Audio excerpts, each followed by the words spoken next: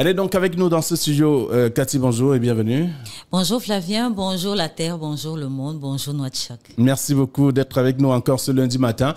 C'est un premier jour de la semaine pour cette deuxième semaine de classe également. Et c'est la reprise notamment des cours chez les tout-petits. Chez les tout-petits de la maternelle. La maternelle. De toutes les écoles maternelles municipales de Dédou, de la mairie de Dédou, les tout-petits reprennent. D'accord, vous allez les retrouver dans un instant. Bien sûr. Merci beaucoup. Mais de quoi parle-t-on ce matin? Alors aujourd'hui, on parle des vertus, des bienfaits du silence. Le silence? Oui.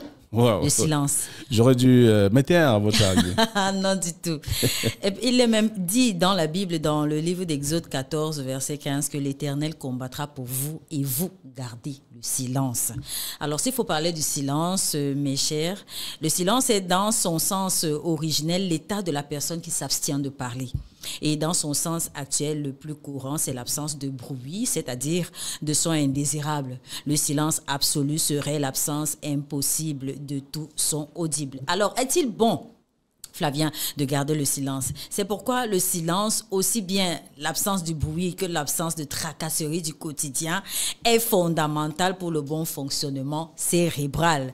Il nous permet de nous plonger, n'est-ce pas, dans notre mémoire, mais aussi de nous protéger de nous projeter justement vers les autres et dans le futur. Là, on parle de silence.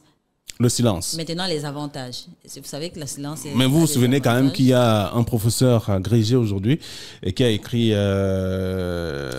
sur le silence présidentiel. C'était sa thèse notamment de doctorat. Oui. Et il parlait de le silence présidentiel. Docteur François Marc Professeur François Marc Médon. En tout cas, on va revenir là-dessus. Exactement. Alors, le silence a des avantages. Le silence a des avantages. D'abord, il peut aider à réduire le niveau de stress, n'est-ce pas, en abaissant le taux d'adrénaline et de cortisol. Ce sont des hormones, justement, qui permettent la régulation du système nerveux. Et dans le corps, les spécialistes relèvent d'ailleurs que 2 minutes, et là c'est l'astuce, 2 minutes de silence peuvent être plus apaisants que d'écouter de la musique. Mesdames, messieurs, prenez 2 minutes. Juste un silence total tous les jours, vous verrez que vous allez vous améliorer. 2 minutes. 2 minutes de silence. Mais silence. Pas là maintenant. Hein, parce d'accord, je voulais déjà marquer 2 minutes de silence. Non, il faut... mais c'est voilà. Prenez du temps pour vous, de vous retrouver tout seul, juste 2 minutes. C'est-à-dire, privez-vous de tout, de votre téléphone, la télé et tout. Coupez-vous du monde extérieur, rentrez peut-être dans votre bureau, dans votre chambre. Prenez 2 minutes, juste 2 minutes de silence. Et qu'est-ce qu'on fait durant ces 2 minutes de silence? Vous ne pensez à rien. À rien. Vous rentrez juste en vous. Ouais. C'est tout. Donc, vous videz la tête. Exactement. Vous fermez les yeux, vous dormez. Vous évacuez en même temps. Bon, en même temps, le silence a un but. Il faudrait bien comprendre. L'objectif ici de permettre de laisser justement s'exprimer son interlocuteur, de faire baisser la pression, de marquer une pause, de reprendre le fil d'un discours. Et les psychologues justement pensent que c'est l'allié de toute conversation, le silence. Voilà. Et le silence fait partie également de la communication. Cela permet d'écouter et de réfléchir. Parler, pour ne rien dire, réagir à tout et à rien, sans connaissance préalable, ne rentre pas dans le cadre d'une bonne communication. Donc, à un moment, il faut se taire. Maintenant, le silence peut être interprété autrement. C'est-à-dire, si quelqu'un passe le temps à vous insulter, vous ne répondez pas. À un moment, il fait quand même attention parce qu'il ne sait pas la réplique que vous allez, n'est-ce pas, amorcer vis-à-vis de lui.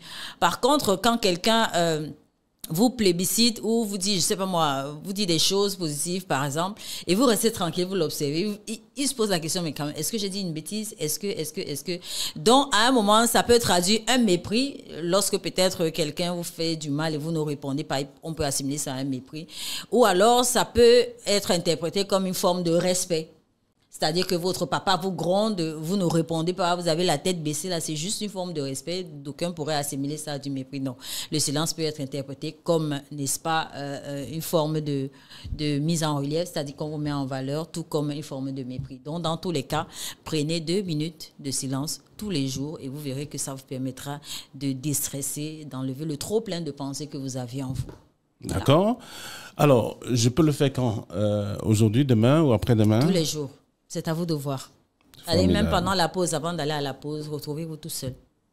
Sans parler à personne, même pas à votre téléphone, rien du tout. 2 minutes, c'est bon. Voilà. On a terminé.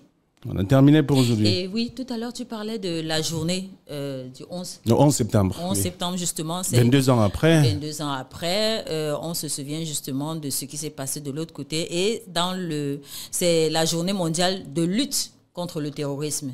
Ça a été vu comme ça.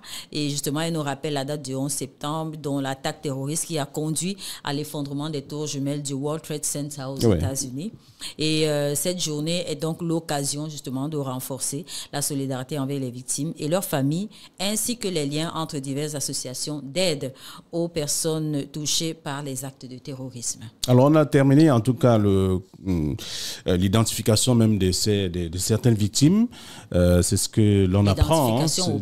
Ou presque, voilà, de ces victimes-là. Certaines victimes, du moins, ceux qui on a pu mettre la main et celles qui se sont prononcées et celles qui sont allées vers ces autorités américaines pour cette identification. Et on se souvient quand même que ça fait 22 ans déjà. Ce sont les informations fraîches, en tout cas, qui sont révélées donc, depuis hier, à la suite notamment de ce triste anniversaire aux États-Unis où on a vu que les drapeaux sont un peu en berne, donc de ce côté-là, en guise de ce triste souvenir de cet attentat des deux avions, trois avions Karman et des tours jumelles qui avaient été détruites donc, par ces avions-là. Donc, c'est un jour triste anniversaire qui cadre justement ou qui arrive quelques jours après ce qui s'est passé au Maroc, ce séisme-là qui aujourd'hui attriste la population ou les Marocains, ou carrément les Marocains qui sont sans voix et on ne cesse de compter les morts jusque-là. Et on parle de plus de 2000 morts déjà enregistrés et un peu plus de 2000 blessés également aussi qui sont disséminés à travers des formations sanitaires. Le Maroc a besoin de soutien. La catastrophe la